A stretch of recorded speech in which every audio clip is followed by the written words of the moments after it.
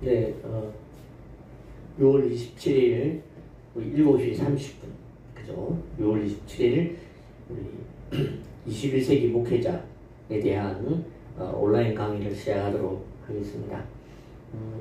21세기 목회자는 준비된 목회자이고 또한 준비하는 목회자이다. 그렇게 정리를 내릴 수가 있겠습니다. 무엇을 준비해야 되겠고 또 무엇이 준비되어 있는 것인가에 대한 그런 정리가 좀 되겠죠. 네. 제가 늘 서두에 말씀드리지만, 네. 우리는 20세기에 사용되고 20세기에 필요한 목회자가 아니라 21세기를 위한 목회자이다. 그러다 보니까 너무나 부족하고 또 우리가 준비해야만 맞이할 수 있는 그런 어떤 상황과 시대가 바로 21세기가 아닌가 그렇게 이야기를 할 수가 있겠습니다. 21세기 목회자가 된다라는 것은 21세기에 필요한 사역들을 하는 것도 있지만 우리가 그런 존재가 되어가야 되는 그런 어떤 부분도 담겨 있습니다. 우리가 그런 존재가 되어가지 않으면 이제 입으로만 21세기죠. 우리가 왜 정치 이러면 막 청년들을 위한다. 그런데 그 정치인이 청년들에 대한 것들을 공부하고 준비하고 호흡하고 소통하지 않고 하게 되면 그건 말뿐이라는 거죠. 말만 청년들을 위한다는 거지 실제는 그게 되지 않습니다. 지금도 그렇다는 거죠. 21세기를 위한다라고 얘기하지만 내가 20세기의 개념과 20세기의 생각과 20세기적인 어떤 그 전도만 우리가 생각한다면 역시 되지 않는다 하는 것입니다. 그 다음에 21세기 목회자가 된다라는 라고 얘기한다는 것은 그것은 우리가 반드시 개척하기로 결심하는 것과 같은 것입니다.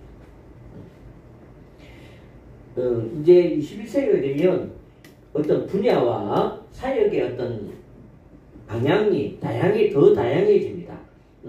그러다 보니까 예를 들면 그냥 사역자로만 부교육자로만 또 무슨 문화사역이나 이런 어떤 그 각 컨텐츠별로 그렇게 사역을 시작하게 되죠.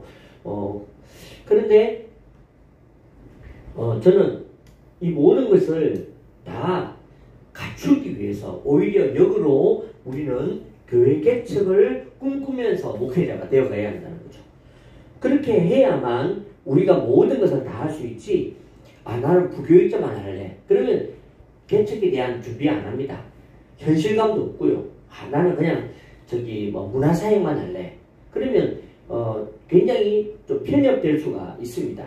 어쩌면 주님께서는 개척해라 하는 말씀일 수도 있는데 우리는 내 성격, 내 지금 실력, 내 재정으로 보면 저는 못합니다. 저는 그냥 이런 어린 사람들 봉사하고 이런 것만 할게요 라고 우리 스스로가 낮추거나 제한한다는 거죠. 그런데 어느 날 갑자기 나의 생각과는 상관없이 덜컥 교회를 개척하게 됩니다. 많은 분들이 그렇게 교회를 개척하겠죠. 나는 부족하다, 나는 못한다, 나는 재능이 없다, 나는 여러가지 상황이 안 좋다, 환경이 안 좋다. 근데 주님이 개척시키면 할 수 없어. 해야지. 그런데 그때가 되어서 개척을 해놓고 보니까 아무것도 준비가 되어 있잖아. 그죠? 그래서 목회자가 되었다라고 하면 이미 이제는 나는 반드시 개척한다라고 생각하고 출발해야 돼. 개척하려면 뭐 필요하지? 물질, 장소. 그건 오히려 제일 중요한 것처럼 보이지만 그건 오히려 별거 아니에요. 막상 개척을 해놓고 보면. 그거보다도 어떻게 하면 내가 성도들을 모아서 개척할 수 있을 것인가? 어떻게 하면 내 재능이, 내가 가지고 있는 실력이 개척에 도움이 되겠는가? 어떻게 하면 사람들을 모을 수 있을까? 정착을 시킬 수 있을까? 오히려 이게 고민이라니까. 그래서 개척을 하겠다라고 생각하고 오늘 이 강의를 들으면 우리가 강의를 듣는 내용과 또 실용과 실전은 달라집니다. 그런데 그러지 않으면 참고가 되는 것이죠. 네.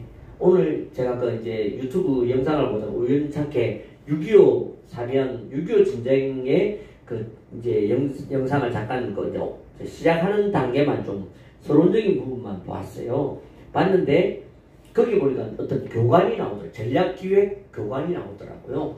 그분이 이제 했 얘기가 뭐냐면 어떤 그 전쟁사, 그죠? 전쟁사를 공부하는 것으로 천재를 만들 수 없다는 것이죠. 전쟁사를 공부하는 것으로 천재를 만들 수 없다. 하지만 유능한 장교는 만들 수 있다는 것이죠. 지금 당장 지금 막 저기서 막 포탄이 떨어지고 전쟁 소리가 들리고 있어. 그러면 사람들이 그 상황에서 전쟁에 필요한 모든 것을 다 다루고 배우려고 하지 않겠습니까? 뭐 총을 다루는 거, 수류탄부터 해서 모든 장비들, 그 다음에 그 군사들 데리고 뭘 해야 되는지 이런 것들에 대해서 고민을 하고 거기에 가장 적절한 것이 이제까지 있었던 전쟁사를 통해서 어떤 전쟁이 적절했는가, 어떻게 수비를 했는가, 공격을 했는가, 방비를 했는가. 그런데 이런 것들을 배우면 이런 것들이 우리를 천재로 만들어줄 수는 없다는 거죠. 그런데 우리가 이것을 배우고 우리가 이것을 익히고 나면 우리는 이것을 통하여서 적어도 이 전쟁을 풀어나가는 유능한 장교는 될 수가 있겠다. 그렇게 이야기를 할 수가 있는 것입니다. 그래서 이 전쟁사를 다룬다. 그렇게 이제 얘기를 하면서 서로는 풀어가는데 그와 마찬가지라고 생각합니다. 저는 잠시만요. 전화가 와서 화면이 흐려졌어요. 저는 우리가 교회를 개척한다고 생각을 하고 이 문제를 다루면 우리가 다루는 이것이 가장 필요한 부분들이 되어갈 수 있습니다. 하지만 이게 막연해지면 개척이 막연해지고 주님이 나를 쓰시는 게 막연해지면 오늘 다루는 것도 그냥 참고에 아무 도움도 안 돼. 그죠? 그래서 제가 한 번 더 말씀드리지만 지금 교회를 개척한다. 나의 현장 목회가 있다고 생각하시고 이걸 들으시고 풀어가시기를 다시 한번 부탁을 드립니다. 네. 그래서 오늘 지금 이것을 다룬 내용들을 가지고 내가 얼마나 실제화 시켜 나갈 수 있는가. 그래서 오늘도 이 21세기 목회자가 되는 여러 가지 부분들을 같이 좀 고민하고 나누도록 하겠습니다. 지난주 표조 우리가 목회자가 된다라고 할 때 이게 적어도 무엇을 준비해야 되는지, 무엇이 준비되는지를 제가 이렇게 표로 정리를 했습니다. 네. 제일 먼저 우리가 이 목회자가 되는 데에 제일 먼저 필요했던 것이 뭐냐면 예수를 믿기 전에 갖고 있던 재능이에요. 예수를 믿기 전에 이미 갖고 있는 뒤를 돌아보니까 내가 이제 지금 목회자가 되려고 하면서 뒤를 돌아보니까 주님께서 이것을 준비해 놓아 주셨구나. 재능, 그 다음에 성품, 그 다음에 교육. 이것이 나에게 있었구나. 없었다면 지금 내가 준비해야 될 부분들은 준비해야 되는 것입니다. 재능도, 성품도, 교육도. 그죠? 그것이 내 안에 갖추어져야지. 나는 이제 이미 늦었다. 나는 이미 목회를 해야 되는데 이게 필요할까? 절대로 그렇지 않습니다. 네. 그래서 악기를 다루든 유튜브 영상을 만들든 어떤 원고를 읽든 이 모든 것들은 다 여기에 속하는 거예요.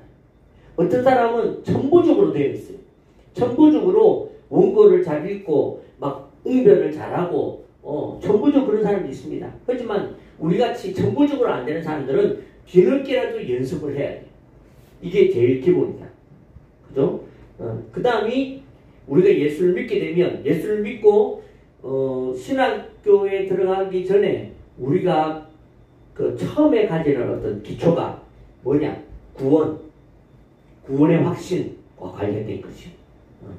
그래서 저도 그랬지만 전도사가 되어서 고난을 당해보니까 이 구원이 흔들리더라. 안 믿었다 이런 얘기는 아닌데 정말 주님이 계신가? 주님이 정말 나를 부르셨나? 주님이 나를 좀 도와주시는가? 이것에 대해서 흔들리니까 아주 힘들었어요. 그러니까 그와 같이 우리에게 이 구원에 대한 확신이 정확해야 한다. 그 다음에 우리가 설교를 통해서 성경 공부를 통해서 특강을 통해서 어떤 교육을 통해서 우리한테는 복음이 들어와 있습니다. 예를 들면 저 같은 경우에는 이제 고신척에서 자랐으니까 고신교단이 뿌리가 되는 복음이 저한테 있죠. 뭐 주일 성수라든지 뭐 이런 것들에서는 지금도 그렇다고 제가 막 주일날 돈 안 쓰고 이렇게 하지는 않습니다. 예, 하지만 저희 그 밑바닥에는 그게 기본이 좀 깔려 있다는 거예요. 그게 그만큼 중요하죠. 어떤 분들은 또 뭐 약간 좀 기장측인 그런 어떤 복음이, 이런 분에게는 어떤 복음이 나에게 중심이 좀 깔려 있는가 굉장히 중요합니다. 지난주에 우리 목회자 종회 교단 목회자 그 수양회를 갔었는데 앞에서 이렇게 찬양을 인도하니까 앞에 나와서 막 성령춤이라고 막 주시더라고요. 예.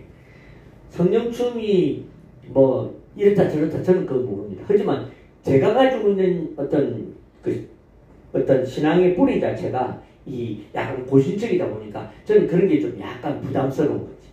예를 들면 그와 같이. 그죠? 그러니까 내가 복음을 얼마나 좀 안정감 있게 잘 가지고 있는가. 가장 중요한 건 제가 지난주에 말씀드린 것처럼 조직신학, 다른 말로 하면 기독교 강요. 기독교 강요가 되는 거죠. 그러니까 뭐 신론, 인간론, 구원론, 교회론, 종말론, 기록론 뭐 이런 것들에 대해서 우리는 그동안 설교를 통해서 자연스럽게 배웠어요. 자연스럽게 들었고요. 종말에 대해서도. 근데 그것이 약간 사자 같은 사람들 있더라고요. 그러니까 그게 자기 설교에서 저절로 막 튀어나오죠. 그죠? 그래서 이제 이게 기초다. 그 다음에 신앙생활. 신앙생활은 세 가지입니다. 뭐라고요? 말씀, 기도, 예배생활. 그죠? 이것이 성도로서 기초예요. 이 세 가지 기초가 일단 목회자가 되려고 하면 탄탄해 있어야 됩니다. 그죠? 그 다음에 신앙 성장의 단계가 우리에게 필요합니다. 그래서 성장, 이렇게 막 말씀 배우고 기도 배우고 이러면서 성장하는 단계. 그런데 이게 그 다음에 좀 무르익는 그게 성숙의 단계. 그죠? 그 다음에 세 번째가 멘토의 단계. 멘토의 단계는 다른 말로 하면 내가 멘토가 된다. 멘토가 된다는 것은 다른 말로 하면 여기 써야 되나? 제자가 되는 것과 그 다음에 교사가 되는 것. 모르겠다. 이렇게 멘토는 그냥 멘토구나 이게 아니라 내가 제자가 되고 교사가 되는 이것이 바로 이제 좀 더 성숙한 그리스도인 단계라고 얘기할 수가 있겠죠. 그리고 이제 우리가 그 신학자로 또는 목회자로, 그죠? 이제 신학교로 우리가 사명을 이제 받습니다. 소명을 받는 단계가 이제 요거를 넘어가죠. 그래서 이제 그렇게 해서 소명을 받는 단계가 되어지면, 자, 신학교에 왔습니다. 이러면 기본적으로 뭐가 있어야 된다고? 성장과 성숙과 멘토의 단계가 기본적으로 그 안에 있어야 됩니다. 그죠? 그러지 않고 신학교에 와서 성장한다. 오히려 썩더라고. 신학교 오면.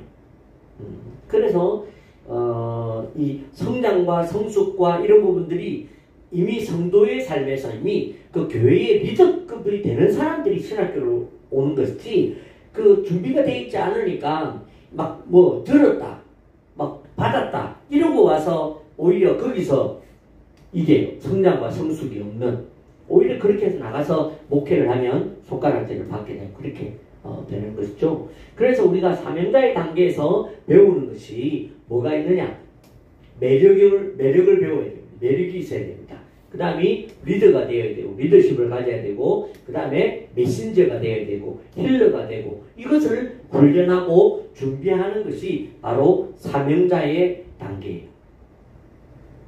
이 사명자의 단계에 우리가 이제 지난 몇 주 동안 좀 배웠습니다.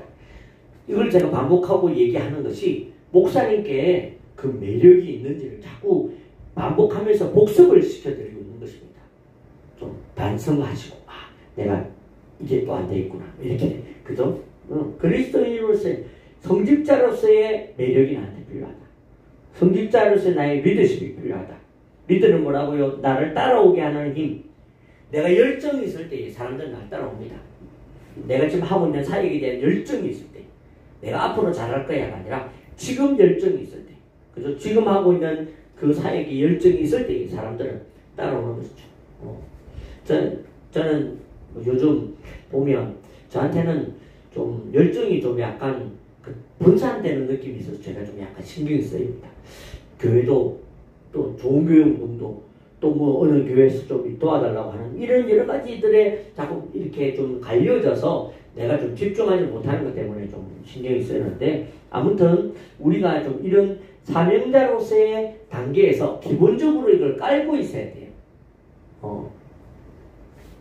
근데 이제 안 깔려 있으니까 막 하는데, 또 이제 그게 또 안 깔려 있어 시간이 지나면 좀 이제 배우고 또 성장하고 또 어떤 부분은 또 잘 되고 요렇게, 그죠? 사명자의 단계입니다. 그 다음에 사명자의 단계가 지나고 나면 사역자의 단계, 그 다음에 전략가의 단계가 필요하다. 되어져 가야 한다. 이 모든 것이 21세기 목회자가 되면 다 가지고 있어야 한다. 근데 21세기 목회자는 이 중에서 뭐 요렇게만 가졌다. 이렇게 할 수 있습니다. 그죠? 그런데 목회 코디네이터가 된다고 한다면 이 부분에 대해서 전반적인 부분들을 알아야, 가지고 있어야 다른 사람을 도울 수가 있죠. 그래서 우리 코디네이터가 된다는 마음으로 좀 자기를 많이 좀 이렇게 좀 갖추고 다루어 보시면 좋겠다 하는 거죠. 사명자의 단계는 이제 뭐 자기 스스로가 준비가 되든지 신학교에서 준비를 해왔든지 또는 어떤 뭐 자기의 상황을 통해서 만들어지고 또 만들어 가야 되는 또 단계 있고, 그 다음에 있는 이 사역자의 단계가 있습니다. 사역자의 단계. 사역자의 단계라는 것은 다른 말로 한다면 사역을 잘 해나가는 단계가 사역자의 단계예요. 그래서 목회자도 되지만 목회자는 또한 사역자 되어야 됩니다. 그래서 사역을 또한 잘 감당해, 그것을 훈련하는 게 사실은 이제 부교육제 시간에서 훈련을 받고 이제 훈련을 좀 하게 되는 것이죠. 또한 뿐만 아니라 이제 그 담임 목회자가 되어도 이 사역자의 단계가 안 되어 있으면 역시 준비를 해 나가고 할 필요가 있습니다. 이 사역자의 단계, 사역교회, 사역을 그래서 저는 7가지로 제가 정리를 해줬거든요. 교회는 적어도 이 7가지는 하는 것이 교회다. 그렇게 얘기를 할 수 있습니다. 그 첫 번째가 전도, 그죠? 교회 사역의 첫 번째 요소는 전도입니다. 두 번째가 정착, 양육, 예배, 영성, 소그룹, 리더십. 그렇게 되어 있어서 이것을 한 가지씩 이제 우리가 다루면서, 그죠? 여기에는 뭐가 있고 21세기 목회자는 여기에서 뭘 준비해야 되는지 등등 우리 같이 좀 다루면서 그렇게 보면 되겠습니다. 지난주 복습을 하죠. 21세기 전도를 하기 위해서는 21세기 한국 기독교를 알아야 한다. 21세기 한국 기독교를 알아야 한다. 21세기 한국 기독교를 우리가 알게 되면, 그래서 우리가 어떻게 전도해야 되느냐? 필요 중심 전도와 눈높이 전도와 감동 전도를 해야 한다. 그런 이야기를 좀 했습니다. 그래서 21세기에 우리가 눈에 띄는 가장 중요한 전도로 한다면 관계전도, 그죠? 그래서 이 전도 전문가, 전도 사역자가 된다 그러면 적어도 성도들로 하여금 관계전도를 할 수 있도록 가르치는 부분들이 좀 준비가 되어져야 되죠. 관계전도를 가르쳐야 됩니다.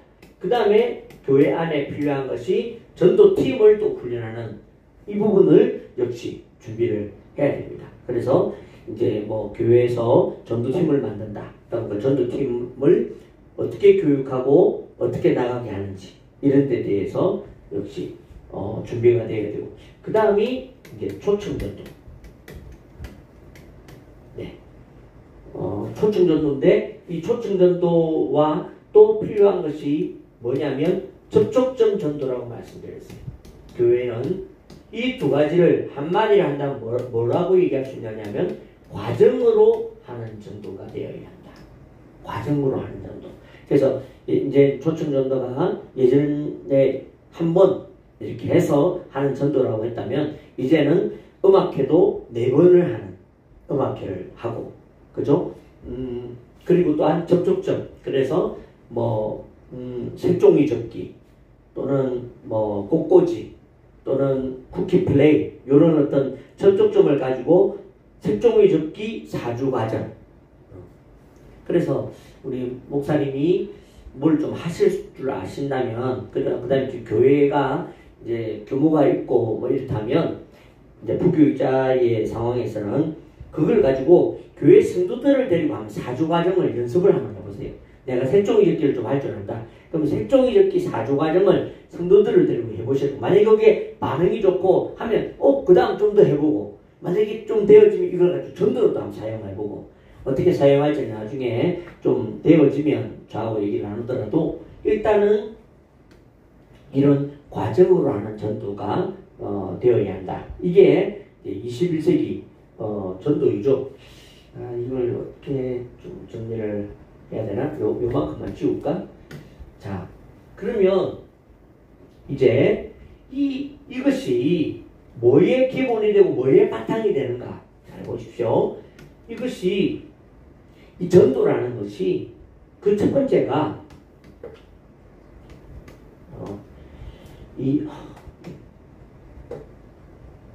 뭐가 필요하냐면 전도라는 것이 결국 전도를 만들 때에 가장 필요한 것이 바로 나에게 매력이 있는가라는 것으로 만들어요.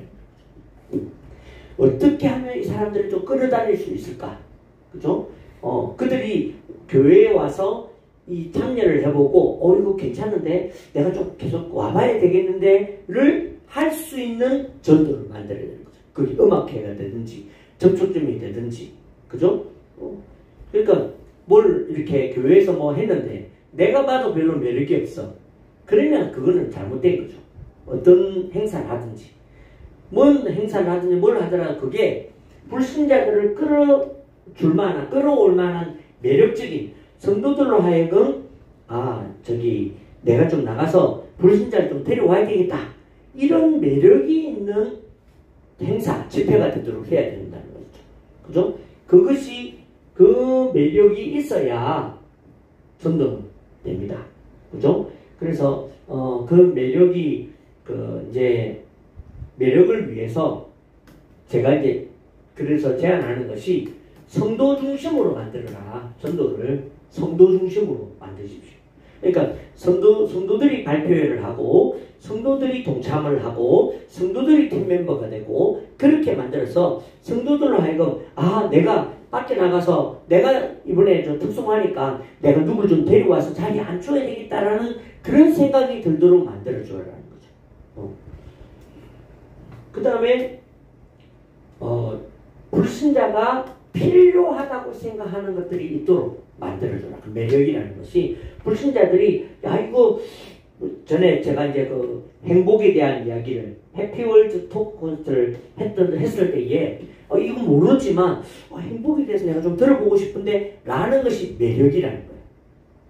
그게 있어야 한다. 그 다음에 두 번째가 리더십으로 전도해야 한다는 거죠. 그래서 교회 안에 이번 예를 들어서 뭐 6월 달에 초청잔치를 한다고 하면 그것을 위해서 이 조직을 만들고 그들을 과정 가운데서 훈련시키고 양육하고 팀을 만들고 이게 다 리더십에서 나오는 거거든요. 그죠? 그래서 조직화해서 전도를 하고 조직화해서 섬기게 만들고 조직화하는 작업이 리더십이 에서 나오고 그 다음에 세 번째가 바로 메신저. 그래서 방금 얘기했던 행복, 감사, 또 인생 어떤 메시지를 우리가 이번 행사를 통해서 줄 것인가. 이게 없으니까 음악회를 그냥 하는 거예요. 그냥 성악가 누구, 악기 다루는 사람 누구. 그래가지고 그 사람들이 그거 와서 보고 감동받아서 다음 주에 오냐고요. 안 오지. 메시지가 있어야 오죠. 그죠? 그래서 이번에는 전체적인 컨셉을 행복으로 하자.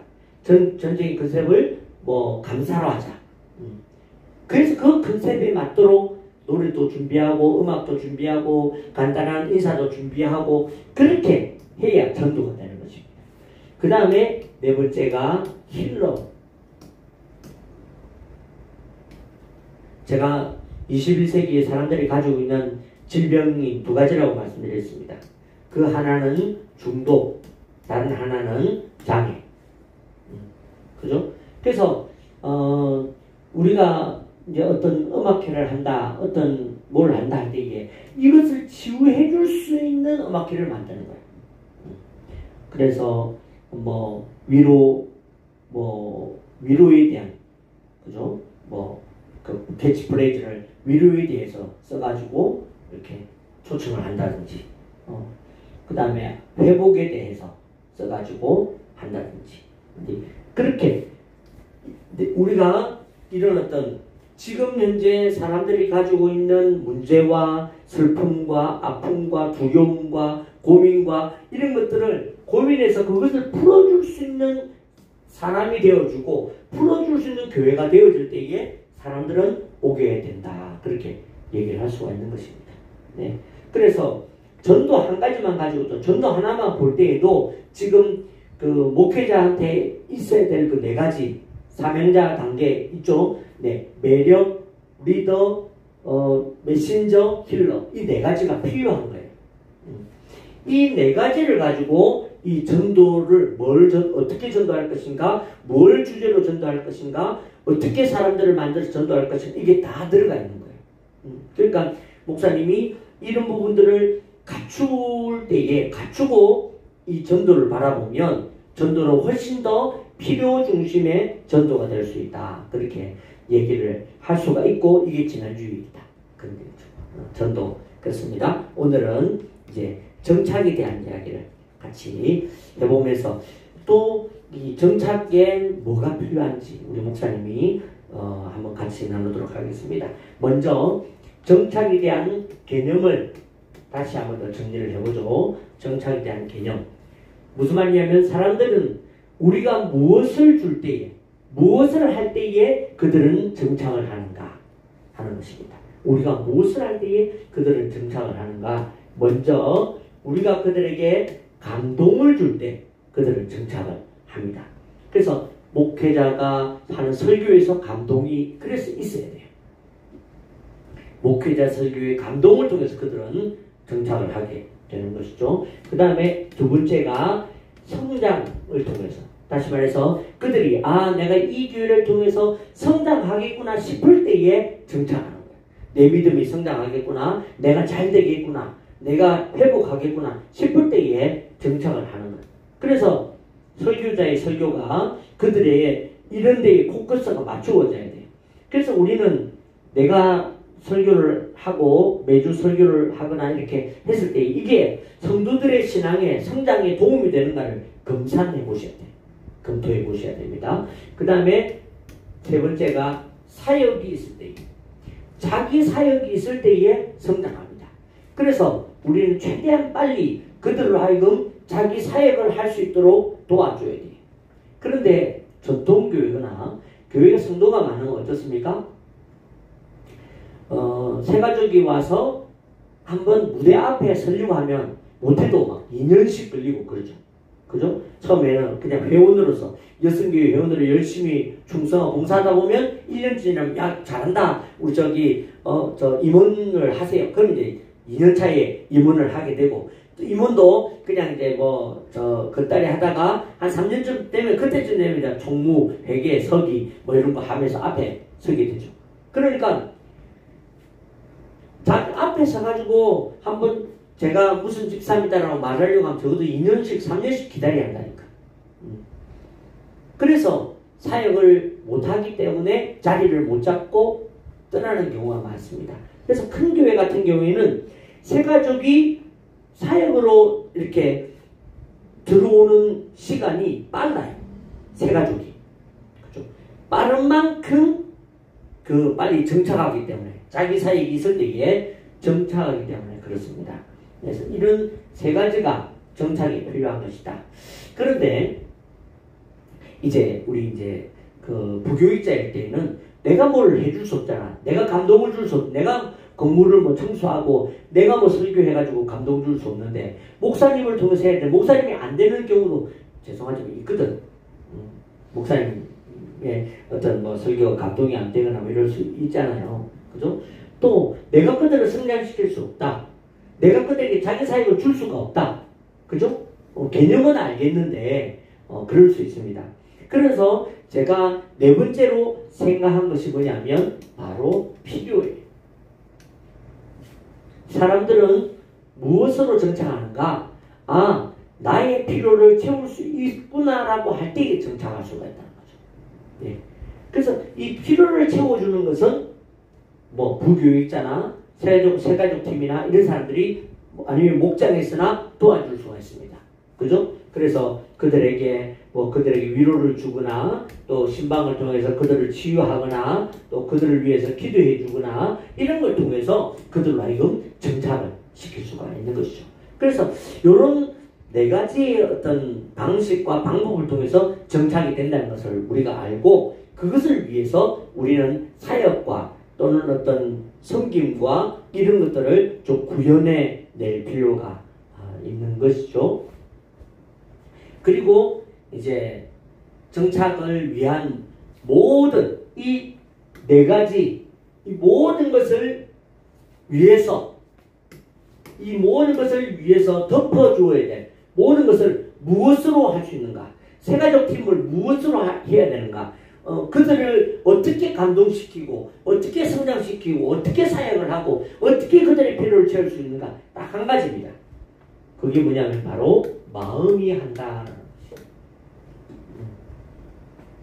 내가 이 교회에 정착을 해야 되겠다라는 결정을 무엇이 합니까? 마음이 한다. 아, 참 이 교회가 좋다. 누가 합니까? 마음이 합니다. 그래서 불신자들이 지금 아니면 초신자가 또는 다른 교회에 있다가 온 이 사람의 뭔가 마음이 그것을 결정합니다. 그러면 우리가 해야 될 것이 무엇입니까? 바로 이 마음을 얻으면 되는 거예요. 그죠? 그래서 지난주에 세가족 그 환영회를 했다고 하셨는데 그게 과연 그 사람들의 마음에 어떻게 마음으로 받아들였을까? 그래서 이 세가족 사역을 하거나 뭘 하면 반드시 해야 될 게 피드백입니다. 냉정하게 죄송하지만 우리끼리 은혜스러웠다 그냥 좋았다 이러고 넘어가면 안 돼요. 이게 전쟁터라니까. 그렇기 때문에 반드시 그 개인 그 한 사람에게 냉정한 얘기를 들어볼 수 있어야 됩니다. 그들이 얼마나 오늘 했던 이 행사에 대해서 마음이 좋았는지. 우리가 그냥 순서에 따라서 선물 주고 앞에나 인사하고 이렇게만 했는지 아니면 정말 그들이 마음이 움직여졌는지에 대해서 우리가 확인할 필요가 있다. 왜냐하면 그들이 정착하기 위해서 반드시 마음이 할 거거든. 그래서 세가족 좀 이따 또 다른 얘기도 하겠지만 세가족 사역이나 세가족 팀이나 이런 것들도 전부 다 어디에 초점을 맞추어서 마음을 얻는 데 초점을 맞춰야 되거든요. 왜 우리 전에 패밀리 레스토랑을 가면 이렇게 테이블 옆에 직원이 와가지고 주문을 받을 때 어떻게 하는 데가 많았습니까? 무릎을 꿇고 그죠? 그 책상에 딱 기대가지고 해가지고 네 우리 식당에 오늘은 이게 맛있고요 요렇게 그러면 참 별게 아닌데 그런 수고를 보면서 이렇게 움직이잖아 마음이. 참 너무너무 애쓴다. 그죠? 제가 전에 한수만 교회 있을 때에 막 신방을 가면 막 2시간씩 내가 그렇게 있잖아. 그죠? 왜냐면 내가 신방을 해보니까 1시간 정도도 그 사람이 진짜 말하고 싶은 걸 다 말 안 해. 계속 그냥 변두리 얘기만 해. 가족 얘기, 애 얘기, 직장 얘기. 그런데 1시간 정도를 지나야 그때에서 비로소 자기가 할 수 있는 얘기, 해야 될 얘기를 하는 경우가 의외로 많대요. 그래서 저는 신방을 간다 그러면 무조건 2시간 이상 있어야 되겠다. 각오를 가지고 그렇게 가죠. 그게 다 무엇입니까? 마음을 얻는 거예요.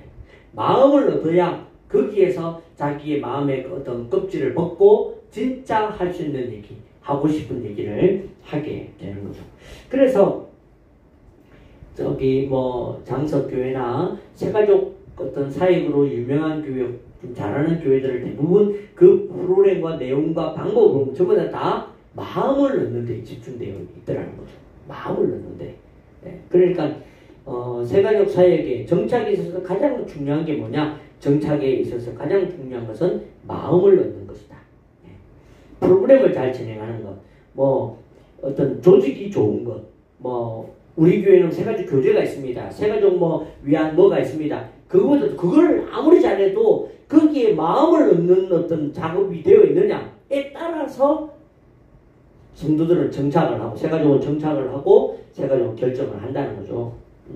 그래서 이런 뭐 감동을 주는 거, 성장을 주는 거, 사역을 주는 거, 뭐 필요 채우는 거 다 해도 안 되는 경우가 있습니다. 왜 안 되는가? 가만히 보면 마음 얻기에 실패했기 때문에 그래요. 그래서 이제 또 한소만 교회 얘기지만 한소만 교회는 그때 우리 새가족 딱 등록을 하면 이제 목사님과 좀 나누면서 우리가 이제 저 옆에 서서 교육자들이 서서 이 교구 우리 교구 누구시구나 이렇게 체크합니다. 그리고는 이제 앞에 나가서 목사님과 사진을 이렇게 찍죠. 그러면 사진 찍기 전이든지 사진 찍고 난 다음이든지 그분 옆에 가가지고 저기 성도님, 예, 제가 담당 교육자입니다. 제가 이번 주 중에 우리 성도님 한번 뵙고 싶은데 어떻게 시간 되겠습니까? 해서 반드시 그 주에 그분을 만났다. 새벽 1시에 가서라도 만났다. 우리 유목사님이 딱 화요일 날 보고할 때 이번 주 언제 만나기로 했지 딱 브리핑 하는데 이번 주 도저히 안 돼가 다음 주 시간 된답니다. 그러면 후료링을 냈죠. 그 출장 가는 데까지 가서라도 만나라 막 이러면서. 근데 그게 무엇입니까? 마음을 넣는 거죠. 야, 정말 내가 이렇게 출장 간 데까지 이렇게 와서 신방하겠다고 하니 새벽 1시에까지 와서 신방한다고 하니 그게 바로 마음을 넣는 것이다 하는 것입니다. 네.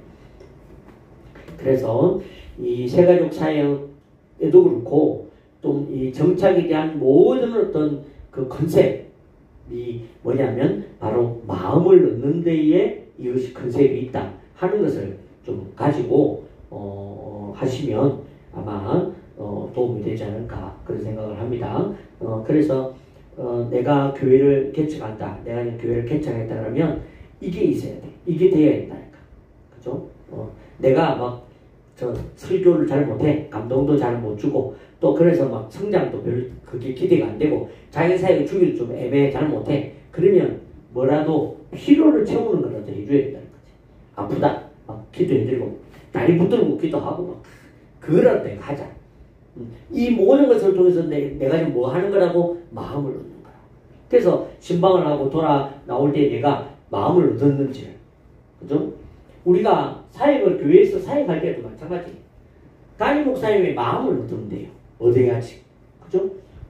교구 목사님들의 마음을 얻어야지. 새가족 팀 담당자라면 교구 전도사님이나 이분들의 마음을 얻어야 됩니다. 그래서 이분들에게 성도를 맡기고 새가족을 맡기고 부탁하고 할 때에도 막 책임감 있게 하고 뭐가 이게 유대감이 생기지. 그러지 않고 마음을 얻지 않고 하면 어떤 경우에는 다 반대를 해. 마음을 못 얻으면 다 반대를 다 지적을 해. 그죠? 근데 마음을 얻어야 해. 그래서 마음을 얻어야 한다. 이 마음을 얻는 구체적인 부분에 대해서는 또 사람들마다 조금 다르기 때문에 뭐라고 말을 할 수는 없습니다. 뭐 아부를 하거나 뭐 이런 건 아닌 것 같아요. 그죠? 그래서 어떻게 또 되어야 될지는 또 이제 본인이 기도하면 또 주님 열어 주시니까 아무튼 그렇더라도 부교육자일 때는 그렇다. 근데 담임 목사의 시기에는 좀 그런 부분들이 있다라는 것이죠. 자, 그러면 실제에 대해서 이 정착의 실제에 대해서 우리 같이 좀 나누도록 하겠습니다. 정착을 위해서 교회에 필요한 것이 있는데 그것이 바로 새가족 팀이죠. 새가족 팀에게 필요한 것이 있습니다. 중요한 것이. 그 첫 번째가 바로 새가족 팀으로서의 사명감을 고취할 수 있도록 만들어줘야 됩니다. 그것이 이 세가족 팀을 이제 하나가 되게 하고 세가족을 살리는 그런 그래서 이 사명이 그만큼 중요해요. 사명감을 갖게 하는 것이. 그죠? 그래서, 6개월에 한 번이든 3개월에 한 번이든지는 꼭 아니면 매일매일마다는 이렇게 그분들이 사명을 갖도록 해야 한다 하는 것입니다. 제가 이 축구 얘기를 하면 우리 목사님이 잘 못 알아들으실지 이자분들은 잘 모르겠는데 축구에서 이제 축구에서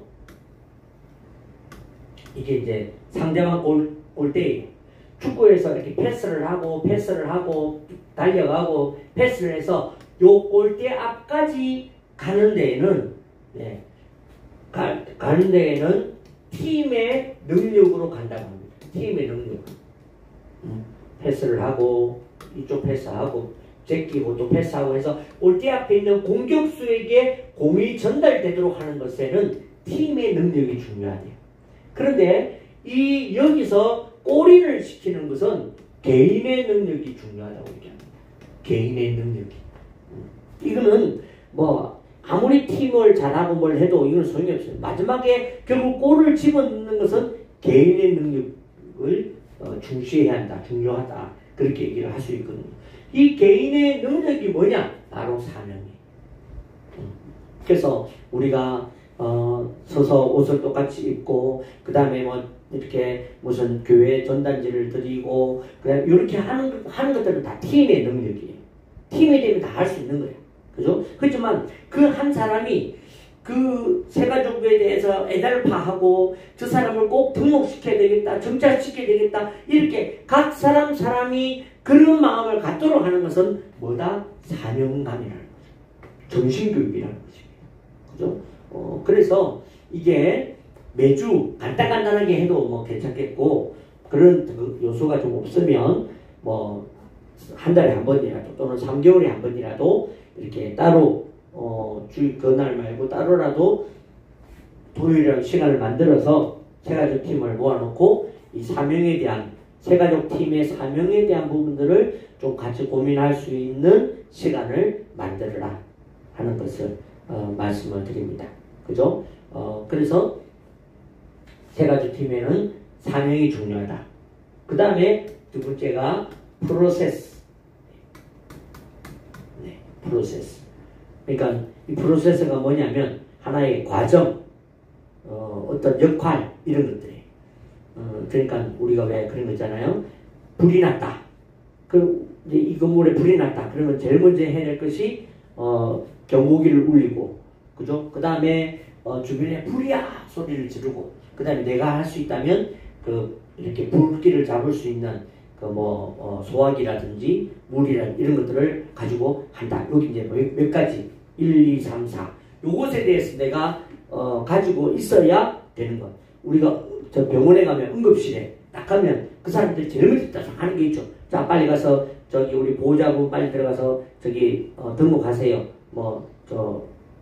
응급치료 하면 가서 수속 밟잖아요. 수속 밟고 돈 내고 또 그렇게 그러면 그 사람들이 먼저 와가지고 엑스레이를 찍고 아니면 제일 먼저 하는 것이 온도 재고, 그죠? 이렇게 딱 프로세스가 응급실 프로세스가 있잖아요. 그와 같이 세가족 팀이라고 한다면 또는 어떤 세가족이라고 한다면 그런 프로세스를 만들어라. 프로세스를 가져라. 그죠? 하는 것입니다. 그래서 이런 프로세스를 가지는 것이 필요하고 그 다음에 해야 될 것이 우리는 무엇으로 정착을 시킨다. 우리 교회의 정착은 뭐다라는 하나의 컨텐츠 하나가 있어야 한다는 거죠. 그러니까 우리 교회는 세가족 우리 교회 소개지가 우리 교회 정착의 포인트다. 그러면 세가족 팀이 다른 걸 못하더라도 그 소개지를 주면 돼. 그죠? 우리 교회, 좋은 교회의 이 세가족의 어떤 하나의 어떤 제일 우리는 무엇으로 정착을 시킬 것인가? 하나는 우리는 밥 먹는 거. 주일날 점심. 우리는 교회에서 안 먹거든. 밖에 나가서 때로는 맛있는 것도 먹고 또는 좋은 것도 먹고 하거든. 우리 그걸 통해서 그러니까 우리 교회는 우리 주변에 있는 우리 성도들 소문나 있는 거야. 야, 저 교회는 점심 때 막 기본이 짜장면이고 탕수육이고 막 자랑을. 그죠? 그러니까 우리 교회에 와서 야, 내가 이 교회 계속 다녀볼까라는 마음이 살짝 움직이게 하는 것은 바로 그거다. 뭐 이렇게. 그러면 우리 교회는 뭐다? 예를 들면 우리 새가족 팀의 서비스다. 또는 밥 먹고 같이 나누는 나눔에 있다. 뭐가 있어야지. 그죠? 그게 하나의 딱 진짜 뭐라는 마음을 넣는 굉장히 중요한 어떤 딱 우리만이 가진 히든 카드가 있어야 되는데 그게 없으면 막연하죠. 뭘 해도 불안하지. 그래서 적어도 예를 들어서 왔는데 우리가 그런 서비스와 막 밥을 먹였는데도 안 됐다. 그건 할 수 없지 뭐. 그건 우리한테 붙여주신 게 아니지. 그렇게 생각해야죠. 그러니까 그 사람으로 하여금 어떻게든 우리 교회에 계속 다닐도록 만드는 하나의 어떤 히든 카드, 하나의 어떤 그런 부분들이 좀 새가족 팀의 안에는 있어야 한다. 그죠? 그런 것들을 통해서 해야 한다. 그렇게 해서 우리 안에 이 두 가지 사명과 프로세스를 가지고 있는 새가족 팀인가에 대해서 좀 정리를 그렇게 해볼 필요가 있습니다. 그 다음에 또 정착을 위해서 필요한 것이 뭐냐면 과정이라는 거죠. 과정이라는 것이 필요합니다. 네. 과정이 제일 먼저 이제 새가족 등록, 그죠? 등록과 그 다음에 새가족을 위한 교육은 뭐 4주면 4주 이런데 이것은 제가 전에 해드렸던 것처럼 최대한 간단하게 뭐 밥 먹으면서 잠깐 들을 수 있는 뭐 10분 정도, 10분, 15분 정도 들을 수 있는 이제 그런 이제 대주. 그러고 난 다음에 우리가 하는 것이 주로 뭐 이제 새가족 환영. 그래서 뭐 이제 소개하고 또 이렇게 박수하고 하는 이런 새가족 환영회가 그 중에 하나일 수 있습니다. 근데 저는 이 어떤 이런 과정을 마치고 난 다음에 저는 추천하는 것이 저는 이제 수양이다. 그러니까 주일 오후 예배 또는 주일 저녁 예배를 저녁을 이제 새가족들이 나와서 이렇게 자기가 뭘 이렇게 해볼 수 있는 헌신 예배를 한 번씩 하는 거예요. 그거를 이제 수양회라고 이름을 붙이는 거예요. 저는 새가족 수양회다. 그러니까 아까 제가 말씀드린 것처럼 불신자가 또는 초신자가 또는 새가족이 교회에 등록해서 적어도 앞에 무대에 서보려면 한 2년 정도는 있어야 되는데 새가족 수양회를 하게 되면 3개월 만에 앞에서 볼 수 있는 거예요. 사회자로. 헌신 예배니까 사회자, 성경 봉독자, 대표기도자 또는 안내, 반주자, 특송자, 그죠? 간증자 이렇게 새가족들이 한번 무대에 설 수 있는 기회를 만들어주면 이것이 뭐다? 자기 사역이. 요걸 해보면 그래서 한 번은 자기 사역이 되도록 자기 사역이 있도록 만들어주는 것이 정착의 굉장히 중요한 요소가 되는 것이고 그 다음에 이것이 될 때에 우리 기존 성도들한테 새가족을 한번 소개해 볼 수가 있는 것이죠. 그죠? 그래서 뭐 예를 들면 뭐 사회자, 내가 잘 모르는 사람이 저기 서 있네. 보니까 지난 뭐 이제 그 주보에 소개가 되어 있는 거죠. 지난 3월에 등록했고 직분은 그래도 집사고 뭐 또 이런 간단한 소개라도 그죠? 몇 교구에 들어가 있고 그런 분이구나. 근데 반주를 또 하네. 이번에 반주는 보니까 다른 교회에서 뭐 반주를 해왔고 그러면 우리 선교회 특송할 때 반주 부탁드리면 되겠다. 이렇게 좀 서로를 좀 알아보고 소개해 볼 수 있는 시간이 헌신 예배 시간이에요. 그죠? 이것을 준비한다. 그러면 예를 들어서 집사님 이번에 새가족 헌신 예배할 때 사회를 좀 보십시오. 그럼 이분이 알겠다는 거 그냥 와서 하겠냐고. 적어도 한 주 전부터는 대본도 쓰고 준비 기도도 하고 연습도 하고 그죠? 그렇게 하면서 사회를 보겠죠. 그렇게 해보면 하면서 기도하고 하면서 뭐가 됩니까? 우리 교회에 대한 이 사랑이 그죠? 자기 자리가 이렇게 한 번쯤 나오게 되는 것이죠. 그러니까 그런 것들을 통해서 제가족이 우리 교회에 어떤 정착할 수 있도록 만들어주는 그런 계기도 될 수 있겠다. 그렇게 이야기를 할 수가 있습니다. 그러니까 이런 어떤 그 수양회를 어떻게 만들어서 이렇게 내는가 하는 부분들이 굉장히 중요하죠. 네. 자, 이와 같이 그죠?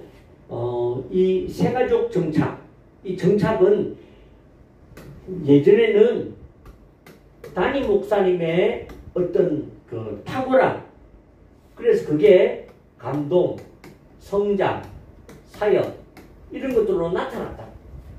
그런데 이제는 이제 그런 부분들이 잘 되지 않아서 되지 않는 교회거나 되지 않을 때에 내가 좀 부족하거나 설교를 잘 못하는 내가 설교를 잘 안 되고 할 때는 뭘로? 필요로 그런 어떤 부분들을 그죠? 그래서 이 모든 것이 다 무엇으로 만들어지는 거다? 마음이 하는 거다. 마음이 하는 거다라는 것을 꼭 기억하시고 그 다음에 이 새가족 정착이 그냥 예전에는 내가 이 교회 다녀야 되겠다 그러면 어떤 경우에는 평생 그냥 거기 있어. 특별한 경우 아니면 그죠? 평생 그냥 미우나 고우나 그 교회 그냥 다니면서 평생 갔거든. 근데 지금은 그렇지 않습니다. 지금은 한 번 뭐 등록했다고 되느냐 그렇지 않습니다. 적어도 새가족이 온전히 정착이 될 때까지가 필요하거든요. 그래서 아까 말씀드린 것처럼 새가족 팀을 운영하는 것은 또 별도입니다. 운영에 대해서는 별도지만 운영하는 것. 근데 새가족 등록과 새가족 교육과 그 다음에 새가족 수양회 적어도 여기에 까는 데까지는 어떻게 하나의 과정을 만들어라. 하나의 과정으로.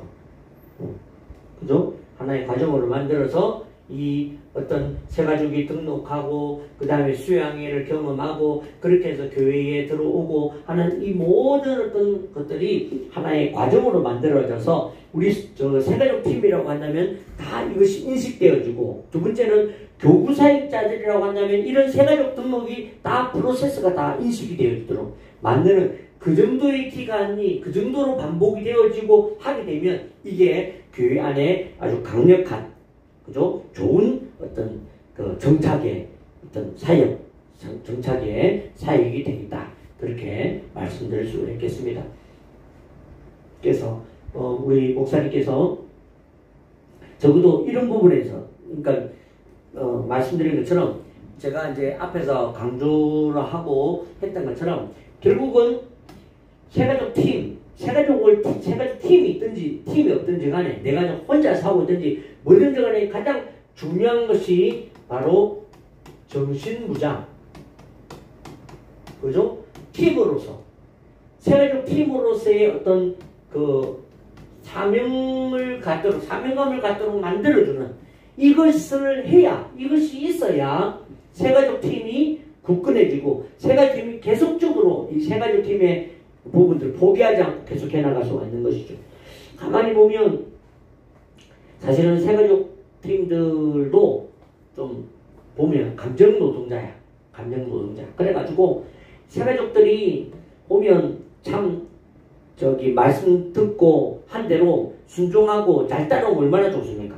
근데 어떤 사람들은 보면 등록해놓고도 이 교회 안 된다고 그러고 등록해놓고도 뭐 교육받으라 안 한다고 그러고 뭐 그런 거 상관없다고 그러고 뭐 자기는 그냥 가만 내버려두라고 아니 등록을 했는데도 그죠? 그럴 때에 이 새가족 사역자들이 새가족 팀의 어떤 성도들이 마음이 자꾸 프레스가 된다. 눌림이 되고 막 지치고 포기가 되고 그 표시가 납니까? 표시 안 납니다. 그래서 정기적으로 계속 그렇게 해줘야 되는 거예요. 우리 새가족 담당자가 계속 그들로 하여금 정신무장이 되도록 사명감을 가질 수 있도록 자꾸 격려하고 그런 단계를 만들어서 그들로 하여금 다시 새 힘을 얻도록 만들어주는 그죠? 그렇게 해줄 때에 이게 에너지가 되는 겁니다. 그죠? 그래서 우리 목사님께서 이 새가족 팀을 무장시키는 데에 필요한 이것을 좀 염두에 두고 가져라. 꼭 가져라. 그 다음에 필요한 것이 아까 말씀드린 것처럼 프로세스. 그죠? 세 가족이 딱 들어오면 어떻게 한다. 어디에 앉힌다. 환영할 때에 누가 어떻게 한다. 다 프로세스를 이렇게 해보시면 정리가 되잖아요. 누가 한다. 누구누구가 맞는다. 그 다음에 이 사람들이 교육은 어떻게 받는다. 그 다음에 등록은 어떻게 한다. 교육은 어떻게 받는다. 그 다음에 시간 좀 뭐 몇 개월 지나더라도 나중에 세가족 환영회는 언제 어떻게 한다.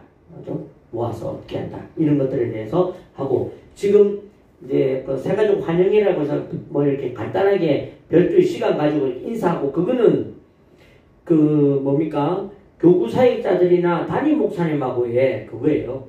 근데 이분들이 한번 헌신 예배를 통해서 그러니까 환영회가 지금 잘 되고 좀 그거를 버리지 마시고 그거는 꾸준하게 해나가시고 뭐 1년에 2차례 정도를 세 가지 헌신 예배를 만들어서 이 환영회에 오셨던 분들을 중심으로 이렇게 그 사회자, 대표기도, 또 성경봉도, 특송, 간증, 그다음에 환영 안내팀 요렇게 뭐 반주 요런 것 이렇게 세워서 그죠? 아무 뭐 실력도 없어 나 불신자야 뭐 그러면 하다못해 특송이라도 그러면 특송할 때 한 분씩 소개할 수 있잖아. 그죠? 교회 앞에 그렇게 해서 자꾸 그들로 하여금 무대 위에 서고 앞에 서서 자꾸 그런 일들을 하면서 점점 조금씩 내 교회의 의식을 갖도록 만들어주는 이 프로세스를 가져야 21세기 교회에는 등록이 되고 정착이 된다. 21세기 목회자는 이런 부분에 대해서 준비가 되어야 한다라는 것이죠. 자, 반복이 됩니다. 자꾸 반복되는 얘기지만 중요하기 때문에 자, 그러면 이제 21세기 목회자는 고민해야 됩니다. 뭘 고민해야 되느냐? 우리 교회가 세가족이 등록할 만한 매력이 있나?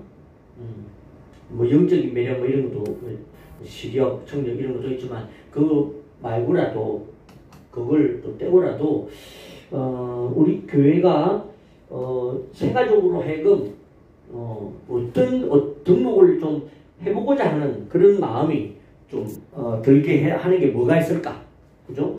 그래서 뭐 건물, 그 다음에 뭐 선물, 그 다음에 우리가 뭐 그들을 신방해서 그들의 필요를 채워주고 이런 것들에서 고민을 해야 한다. 그죠? 고민해야 한다.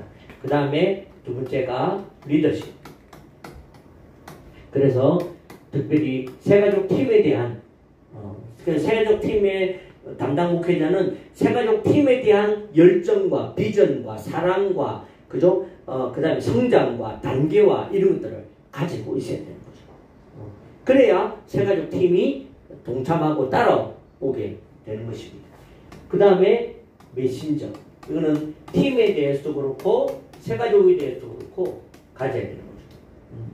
그래서 세가족 팀이 메시지를 들을 수 있도록 생각해보면 뭐 제가 찬양을 인도하고 찬양 인도를 섬길 때에 물론 이제 찬양의 어떤 부분들이 있기 때문에 이제 그 팀으로 합류하는 사람도 많았지만 또 저에게서 메시지가 나갔기 때문에 역시 함께하는 사람들이 많아지는 거죠. 저는 그런 에너지가 저한테 있다고 생각합니다. 제가 이번에 총회를 갔는데 이제 코로나 때문에 약 3년 만에 수양회를 한 거죠. 3년 전에 우리가 한번 찬양 인도를 하고 3년 만에 찬양 인도를 한 거예요. 뭐 그러니까 그렇게 됐죠. 그런데 이번에 딱 마쳤는데 마치고 난 다음에 어느 목사님이 오시던지 자기가 베이스 기타 칠 줄 아는데 자기도 좀 이렇게 같이 하면 좋겠다. 그런 부탁을 하시더라고요. 그렇게 해서 한 명이. 그럼 이제 앞으로 이런 수양회를 하게 되면 이제 제가 이제 찬양팀을 모으면 막 와서 같이 하게 되고 그렇게 하겠죠. 그와 같이 저한테 그런 메시지가 있다는 거죠. 그죠? 그러니까 우리 목사님께서 이제 그런 팀들에 대한 메시지가 있어야 되겠고 그 다음에 세가족들에게도 이 어떤 좋은 교회를 알릴 수 있는 좋은 메시지를 찾아내어야 한다. 그 다음에 힐러. 네. 그러니까 이것이 이제 제가 아까 말씀드린 것처럼 필요를 채워주는 것이죠. 그래서 목사님께 이 기도자로서, 치유자로서, 상담가로서 자기가 그런 부분들을 갖추도록 기도하십시오. 그죠? 그것이 나한테 있으면 새가족들이 정착하는 데에 내가 가지고 있는 에너지가 완전히 사용되어야 될 것이다. 그럼 이것은 지금 부교육자로 있는 데서도 사용되어야 되겠지만 앞으로 교회를 개척하고 내가 교회를 세워나갈 때에도 역시 우리 교회 안에서도 역시 이 부분은 필요한 것이죠. 힐러로서. 그죠? 그러니까 이 네 가지의 그 사명자가 된다. 내가 목회자가 된다고 할 때 이 네 가지의 가장 기본적인 이 컨셉이 정착에 있어서 굉장히 중요한 역할을 한다는 것을 꼭 기억하시고 잊지 마시고 그래서 제가 이것을 제가 강조했었다. 지금 이건 뭐다? 그건 아니고 이건 강조했었습니다. 그러니까 그런 것들을 꼭 참고하셔서 세가족 팀과 그 다음에 정착에 대해서 정착을 꼭 그렇게 구상하시고 준비하셔서 목사님의 목회에 또한 좋은 정착에 대한 좋은 이 부분들을 준비하시면 필요한 대로 그죠? 뭘로 정착한다고요? 감동. 그러면 저도 이번 주일 돌아보면서 이번 주에 내가 예배를 통해서 기존의 성도들이지만 얼마나 이 사람들한테 감동을 주는가 반성합니다. 돌아봅니다. 그리고 회개하고요. 더 열심히 준비하려고 찬양이든 뭐 말씀이든 또는 그 다음에 밥 먹는 거든 뭐 그들과 나누는 대화든 뭐든지 내가 무엇으로든 이분들한테 감동을 줘야 되겠다. 그런데 하다못해 과자라도 내가 사가지고 나누어 드린다니까. 그거라도 감동을 주려고. 그죠? 그와 같이 감동, 성장, 사역, 필요 이 네 가지 그 다음에 마음까지 그죠? 이 다섯 가지에 내가 뭘 하고 있는가 뭘 잘하고 있는가 이걸 고민하면서 사역을 하시고 목회를 하신다면 정착에 대해서는 열려진다고 생각합니다. 그죠? 좋은 그 정착에 대한 좋은 어떤 부분들이 이와 같이 준비가 되어서 적어도 우리 목사님이 정착 사역에 대해서만큼은 전문가다. 저분은 정착 사역에는 정착 사역자다. 그렇게 되어지는 그죠? 이 부분에 대해서 뚫으십시오. 열심히 뚫으셔서 오늘 목사님들처럼 적어도 우리 교회의 정착률은 90%가 됩니다. 그럼 막 다른 교회에 막 특강을 하러 다니지. 그죠? 그러니까 그런 부분들을 꼭 자기가 내가 오늘 말씀드린 게 뭐가 미진한지 보시고 그 미진한 부분을 잘 채워서 좋은 목회자, 좋은 사역자가 되기로 하시면 좋겠습니다. 자, 오늘은 여기까지 하겠습니다. 네, 한 주간 잘 지내십시오. 감사합니다.